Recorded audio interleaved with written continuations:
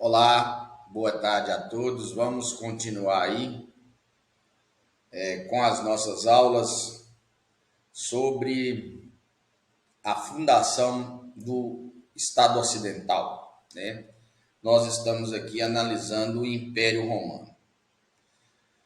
Todas as vezes, galera, que a gente fala em império, né, a palavra império, que não é bem um reino, nem uma república, né?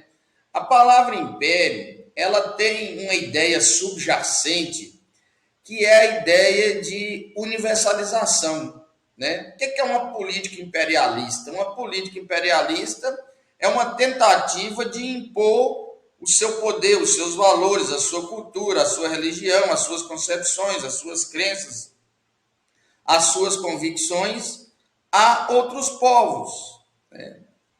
Tanto é que foi utilizada, por exemplo, na campanha napoleônica, né? O Império Napoleônico, que era uma tentativa o quê? De universalizar aqueles valores franceses em outras plagas, em outros lugares, né? Hoje a gente usa, por exemplo, os Estados Unidos têm uma política imperialista, é um país imperialista. O que é isso? É um país que quer impor os seus valores, as suas culturas, as suas convicções, as suas crenças, né? O seu processo civilizatório a outros povos, sem respeitar a soberania desses outros povos, né? Então, está subjacente na ideia de império esse desejo universalizante, esse desejo de universalizar, né? Vamos dizer assim, o seu processo civilizatório. E aqui é muito importante que vocês entendam o seguinte: como o Império Romano era formado por tribos diversas, por sociedades diversas, né? Províncias, colônias, era necessário o quê? Era necessário um elemento unificador que conferisse a essa diversidade e a esse processo universalizador uma unidade. E é justamente aí que se vai engendrar, que se vai conceber a figura de um imperador. É justamente aí que Augusto vai assumir o papel, né, de figura unificadora de toda essa diversidade. E aí é importante que a gente recorde, né, que um elemento preponderante para que isso acontecesse é o cristianismo. O cristianismo, ele vai partir da concepção de que o verbo se fará carne, ou seja, o infinito será presentificado no finito, né? A divindade se faz humana, Deus se faz humano e participa do processo histórico, ou seja, participa do processo finito. O raciocínio que Augusto vai usar é um raciocínio reverso, ou seja, se Deus pode se fazer humano, né? Um humano também pode se divinizar. Esse imperador, então, se divinizará, né? E reunirá todos os poderes, né? Passará a ter um poder absoluto, né? E esse poder, ele o exercerá de uma maneira soberana, inclusive no sentido schmittiano, né? Daquele que pode decidir sob estado de exceção. E aí nós teremos então uma figura divinizada. Não é propriamente o Deus, mas é uma divinização, né? Para que soberanamente possa exercer esse poder. Então, assim como Cristo é o elemento central do cristianismo, O imperador é o elemento que confere unidade, né? Unidade espiritual a essa universalidade que é um elemento característico subjacente da ideia de império, que é universalizar.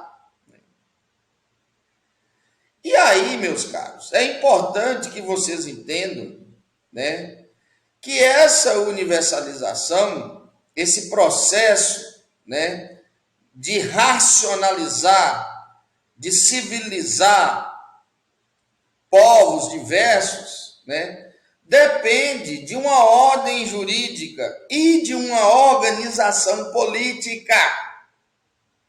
É a ordem jurídica e a organização política que permitirá, né, ao Império Romano universalizar os seus valores, a sua cultura. A religião também vai ter um papel central nesse processo de universalização, né? Vai ter um papel central. É aqui onde nós vamos perceber a utilização do elemento religioso como um elemento, vamos dizer assim, de formação de uma racionalidade conhecida hoje como racionalidade ocidental, né? Mas o mais importante que vocês entendam é que direito e poder, ordem jurídica e organização política são os dois eixos, né? São os dois pilares sobre o qual se estrutura, né, uma ideia imperialista e para a própria universalização dessa ideia, porque você não tem como, né, universalizar, civilizar, vamos dizer assim, racionalmente, né, povos conquistados, se você não articular isso de uma forma organizada, estruturada, instituída. O imperador, inclusive, ele terá um papel jurídico, né, de julgar, de fazer justiça, né, de perdoar, a piedade. Ele era a figura que reunia todas essas prerrogativas, vamos dizer assim, né, para o exercício do poder. É muito importante que nós consigamos entender isso aqui, né? Um Estado universal só poderia ter sido construído conforme uma ordenação jurídica e uma organização política racionais. E o direito ele vai assumir uma forma definitivamente racional, gente, com aquilo que a gente chamava, né, de responsa prudêncio e o novo direito público, com a organização de um poder de modo racional. E uma vez organizado de modo racional, ele ganha, né, força universal.